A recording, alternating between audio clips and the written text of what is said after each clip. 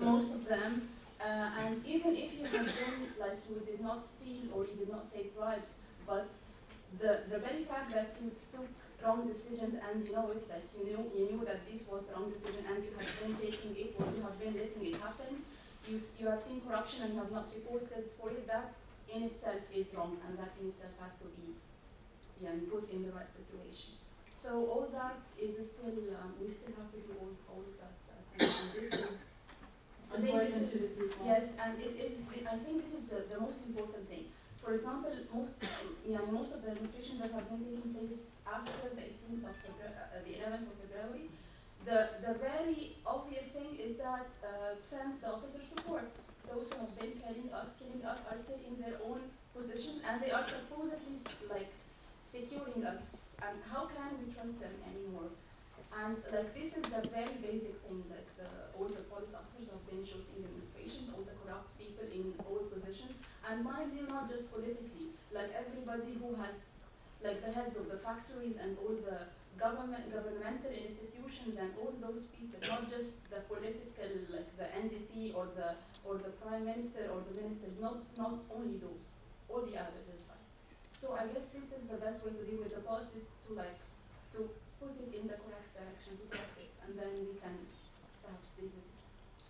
Karim, do you agree with Khulud, or do you have different? Well, I guess we all agree that it's not over yet.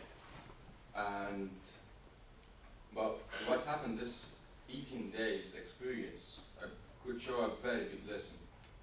And it's not just a big lesson for the people from the old regime, but it should be a big lesson for us as well. Like I remember some people called for a second revolution just to make our call for referendum earlier. And some people who already participated with us in the first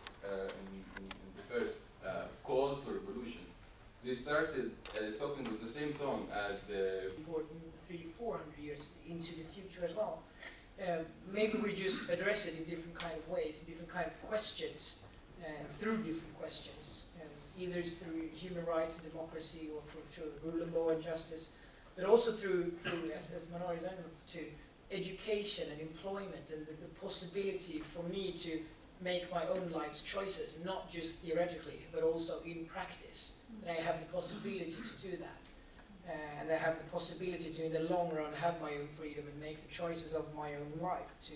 To also, in that way, make it possible to make the right decisions and the right choices. Because if you don't have freedom, then you will act irrationally, and that won't lead to anything good. So I think it's universal values, and it's still important, very, very important, and will always be very important.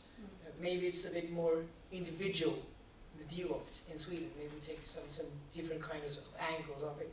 But I mean, it's very, very important. I think what happened in North Africa refreshes our memory here in the North about what freedom and justice and dignity actually is.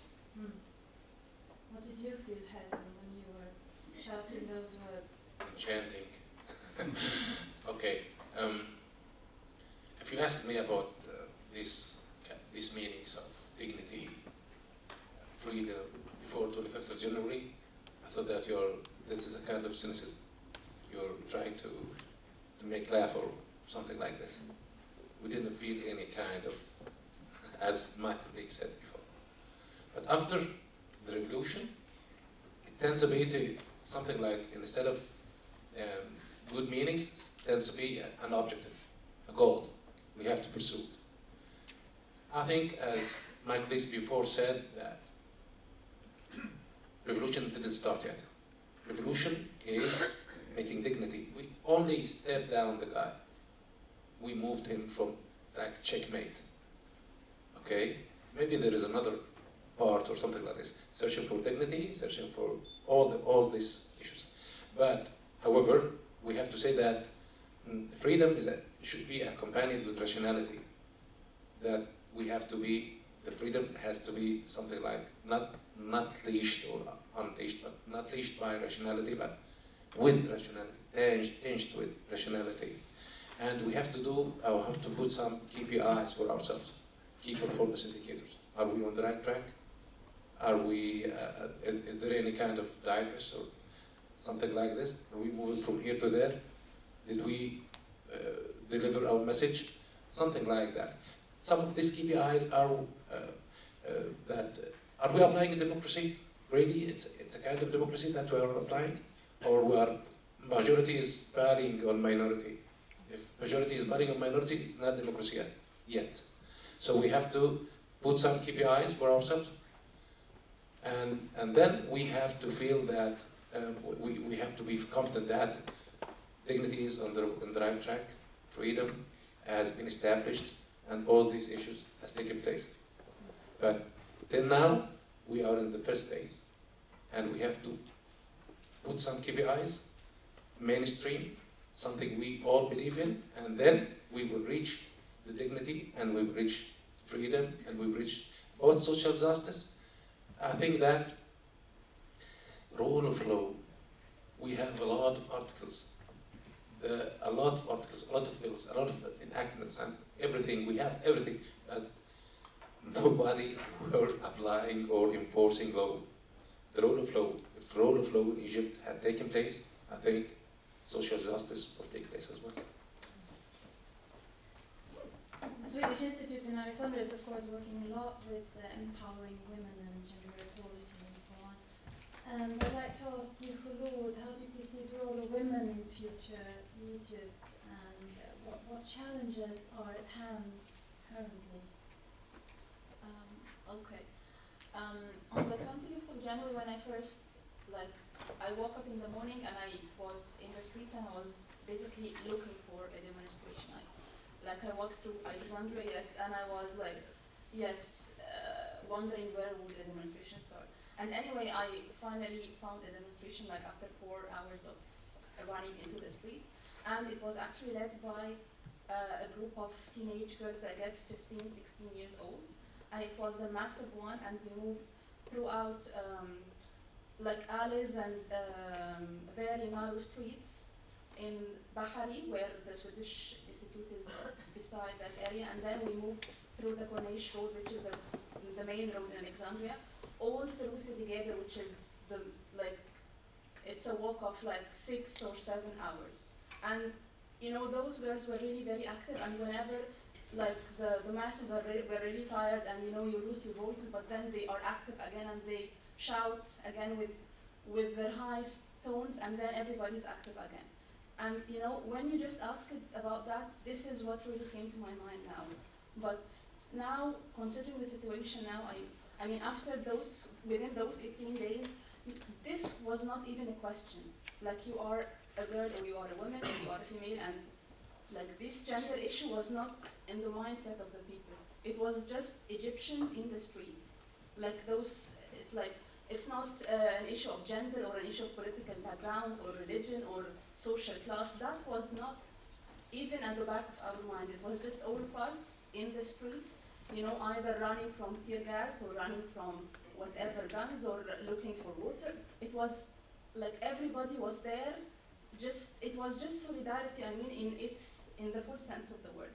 But it is now that everybody is sometimes back at their houses and back at their offices with their computers, and everything is just back to the normal life, perhaps that is brought to the foreground again.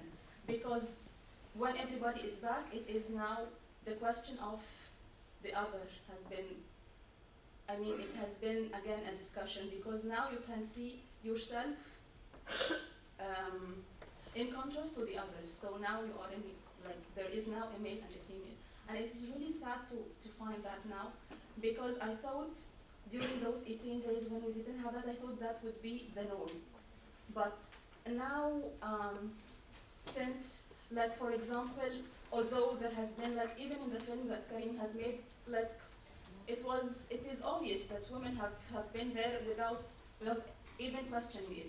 But for example, when they established a committee to have the constitutional amendments, it was all men. Not a single woman was there. And it's not that there aren't any constitutional specialists women. There are. I mean, if they research, they would find, they would definitely find. But this was not even at the back of their minds. And of course, I don't want a woman there just because of being represented. Again, the quota issue that we have been discussing. And I definitely don't want that, and I'm totally against that. But I mean, for sure, there would have been someone qualified and someone good enough to be there. And for example, with the Youth Coalition of the Revolution that has been founded from the Tahrir Square, even before the step down of Mubarak, they were 10 males, 10 young males. They were representatives of different political parties and different political movements, and they were all males. And I mean, that really made me like, young males representing the revolution of Egypt, not a single young girl, not a single woman, for God's sake. And because that, and that is why I think it is not really a question of women empowerment. Those big words are not on the table, because it is really the culture.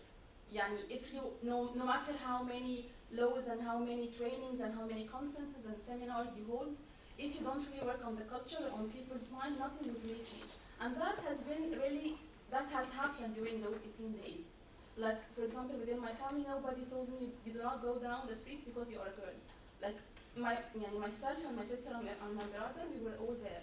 And nobody said, my brother should go and you should not go. We were all down. But now, since that is, again, the question, that's why I say it's just the culture, the mindset of the people, no matter how many laws and how many discussions you want. If you don't really work on the culture, on people's mind, I think nothing would. And Manar, do you have another